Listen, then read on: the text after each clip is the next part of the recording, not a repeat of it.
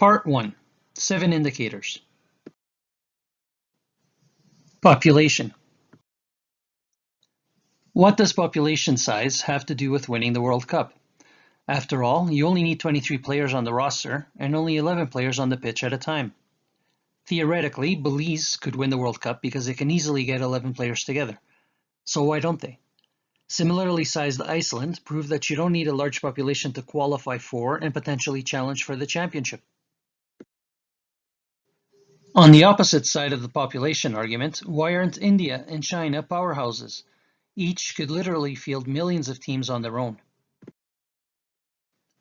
The issue is not population levels per se, but rather the respective problems that come with a given population size. Too low a population, and the country may not have the proper infrastructure to sustain recreational spaces, facilities, or have a strong enough economy to provide funding for sport or even basic nutrition. Too large of a population, though, and you may be facing strong regionalism due to geographic or religious cultural barriers, a lack of a cohesive national transportation system, in addition to not having enough recreational spaces and facilities for the large population size. Overpopulated urban centers also suffer from traffic congestion, easily making a cross-town trip from home to a training facility a 2 or more hour ordeal. In addition, if a country has an aging population, sports funding may not be a priority for the government. Population integration is yet another factor. Are there significant portions of the population that aren't fully integrated into the society? Examples include immigrant communities in Canada, minority ethnicities in China, and disenfranchised Arab or African communities in the outer arrondissement of Paris. These are just two examples of the unique problems that each country's population poses above and beyond the population size. It is harder to quantify, and for us, nearly impossible to measure, so we restrict ourselves to just measuring population sizes while addressing these unique issues in each of the country-specific reports. As it pertains to what we can objectively analyze, in looking at the population of the final 4 semi-finalists for each World Cup, we found that there is a golden range of between 57 and 63 million people.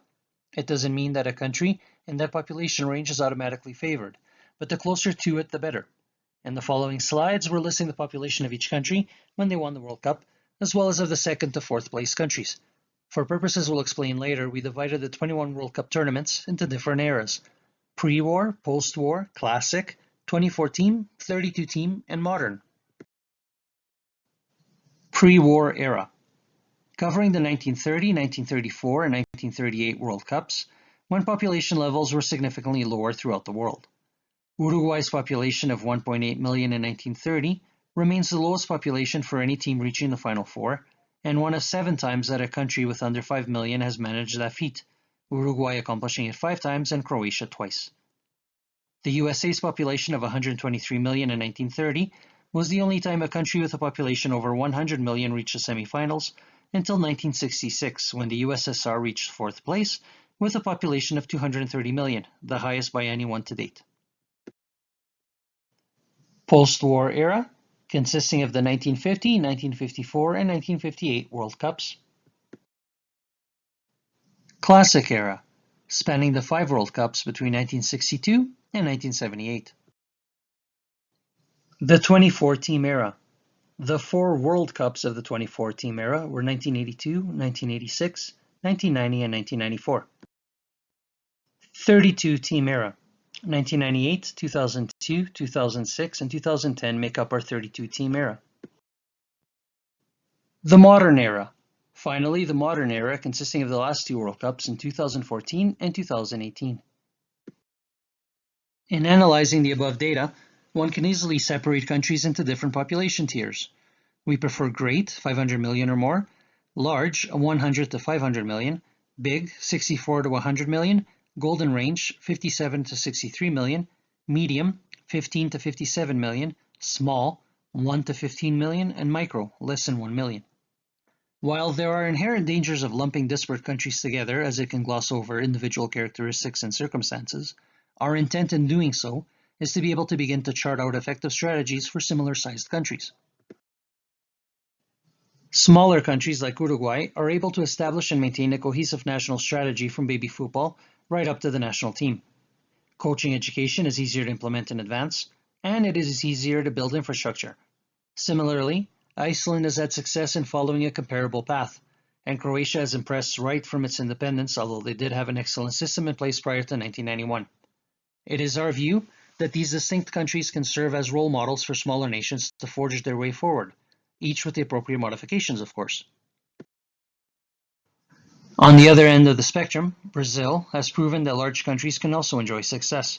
Despite the serious geographical impediments to its economic development, the lack of a cohesive national infrastructure network, and grave socio-economic issues, Brazil has, first and foremost, the culture to make up for all of its drawbacks. And interestingly, the very geographical impediments that have hindered its economic development have actually been beneficial for its football success. Many regions, like Rio de Janeiro, essentially separated from the rest of the country due to the great escarpment that separates the coastal lowlands from the raised central plateau, known as the Brazilian Shield, historically turned their focus to their local state championship, in Rio's case, the Carioca. The same is true in São Paulo with the Paulista, Salvador the Baiano, Rio Grande do Sul, the Gaucho, etc. Meaning that Brazil doesn't just have one championship, it has several, each of the 27 state championships plus the National Championship Series, consisting of Serie A, B, C, and D. This highly competitive competition structure goes a long way in explaining the seemingly never-ending production line of talent that is continuously developed. In conclusion, while population alone doesn't determine a country's World Cup winning chances, it does set the unique foundation from which each country builds from. And in looking at successful countries in each population tier, we're confident that any country can dramatically improve their chances. For your reference, in Part 3, we include the complete population list as well as our point system.